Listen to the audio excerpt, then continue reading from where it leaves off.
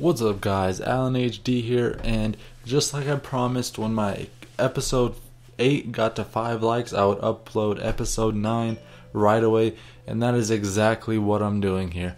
And boy, do we have an amazing episode, and there's a lot of twists and turns, a lot of changes happening in this episode, and I'm actually really excited. But here we get an email that Zuniga's back from injury. And also right there you see that Fernando is also back from injury. He's a great center defensive mid. I plan on using him more and more now that he's back and he's ready to grow. But here you see the transfer window is finally open, and that is the main focus of this episode, and probably the next episode that'll be the main focus, just transfer talks and transfer windows. But you see there, the manager was telling me he wanted more depth at the back, and the fans were wanting Chiellini, but I could just not afford him. I did not have the money for him. But right off the bat here, we get an offer from Muriel, 33 million from Udinese, and they're also in the Serie A. But I declined because Muriel is an absolute monster, and it would take a lot of money to sell him on and not have him in my team anymore, because he is just amazing. He grows, he has an amazing shot, amazing pace, he's strong, he's just an all-around amazing striker, and it would take a lot for me to let him go. But we do have a game coming up against Fiorentina, but there's a few big things that do happen here. We have transfer offers, one for Belhanda, which I happily reject because I am not going to sell him to Juventus, even for 39 million. That's only 6 million over his value. But Jesmali over here wants to be sent on a loan, and Borussia Mönchengladbach wants him in their team for the season, and I have no objections because I don't play him, and I'd like to see him develop into a really good player, but I just do not play him. But here we have some big transfer offers. Cavani gets offered 68 million from Barcelona. He's only worth 43, and I do something a little outrageous here. You'll see it. I do counter offer, and it's a pretty high one, 76 million. That's what I would let him go for. That's what I would be happy with. I would get another striker, but Insigne here, I do accept the transfer offer for 13 million, or I think it was 11. My apologies, but that would be a nice chunk of money considering I don't really play him a lot. I prefer Vargas over him, which is saying something because I don't really like either of them. But we get a transfer offer here, and wow, Barcelona accepts the 76 million transfer offer for Cavani. And I didn't know what to think at this moment. I was kind of happy but sad at the same time because I was losing a great striker. But here Gökhan Inler is demanding another trade. Even though I have been playing him consistently in the starting lineup, he still wants a trade, so I'll just let him go. Whichever team offers up for him, I'll let him go, let him have his way. But Insigne, and the talks between Insigne and Bayer 04 break down, and that's kind of disappointing because I would have liked to have the money for him, maybe get a better center back. But enough of transfer talk. Let's take a break here and go straight into the game. Napoli versus Fiorentina. I'm pumped. Are you excited? We're going to win this game, and that's just how it's going to go down. Muriel breaks free here in the 4th minute, passes it across a Belhanda, and somehow he cannot finish that. It was a sweaty goal, and he could not finish it, but that's on me for passing it across goal. That's all me. But Muriel here with a near post rocket. You've seen it countless times. Nothing has changed. 45th minute goal puts us ahead 1-0. And here in the 80th minute, Cavani uses his pace and strength to just push off the defender and finishes it nicely in that bottom right hand corner in the 82nd minute. And that's how the game ends. We do win it 2-0, and I was pretty satisfied with that result. But I've noticed that I've been winning a lot of games, and I've been winning them by a pretty large margin. And I'm assuming that it has to do with the difficulty, obviously.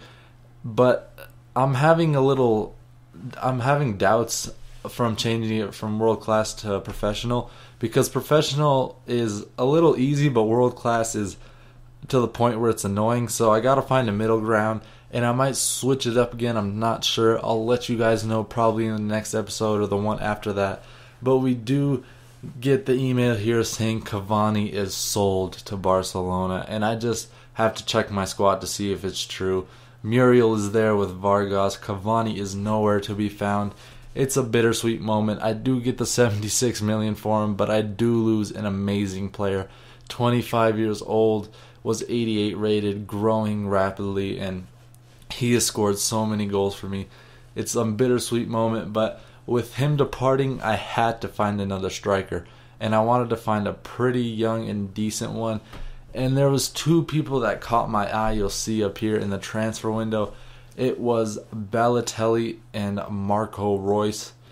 But here I was searching and I did not filter out the age. I was not looking for a player really over 23 to 24 years old.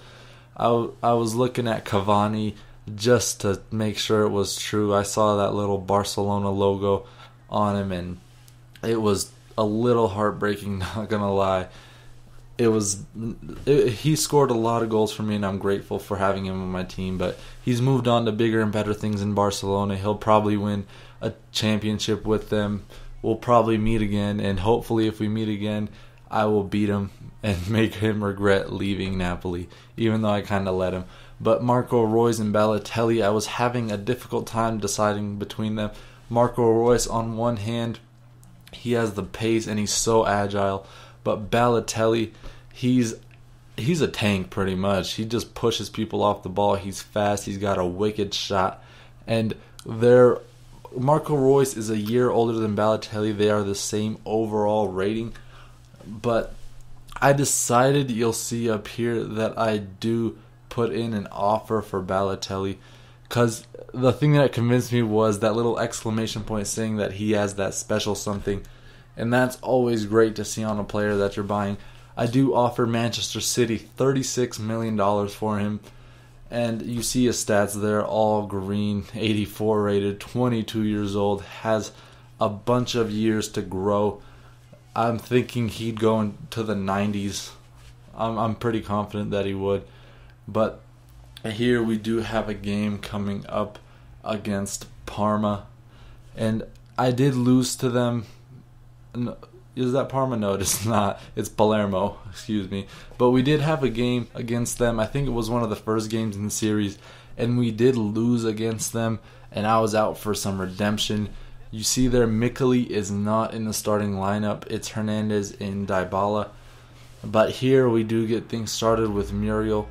He gets the rebound off of the keeper and puts it back in for the goal in the 9th minute. And I was pretty happy with that. Always love getting that new result. But Muriel just pushing that defender off like he was made of feathers or something. And he just pushes him off like nothing and goes on to score. Makes it 2-0. But Palermo does get one back here in the 45th minute. Nice passes across goal. And I was still pretty confident. Vargas here gets the nice pass. And you know he's going to finish that with the nice finesse shot. Taking the place of Cavani, living up to his goal scoring abilities, and that made me happy. But you see that absolutely cracking goal from Maggio. Just scores it across the face of the keeper. There's no way he's getting to that. That was an absolutely ridiculous shot. But Muriel, first touch there, 60th minute, again scores an absolute rocket of a shot. And he never disappoints. As long as he's close to goal and you press shoot, he's just going to score. But here, a foolish mistake by me. He wasn't paying attention.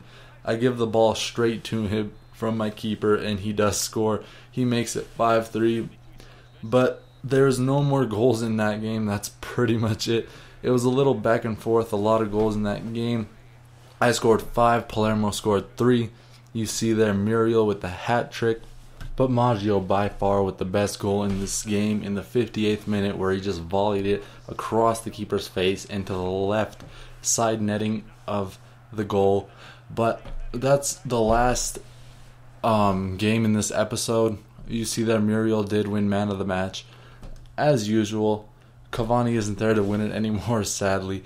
But that's it for this episode, guys. It was an exciting one. The next one will also be exciting. We'll see which striker we get.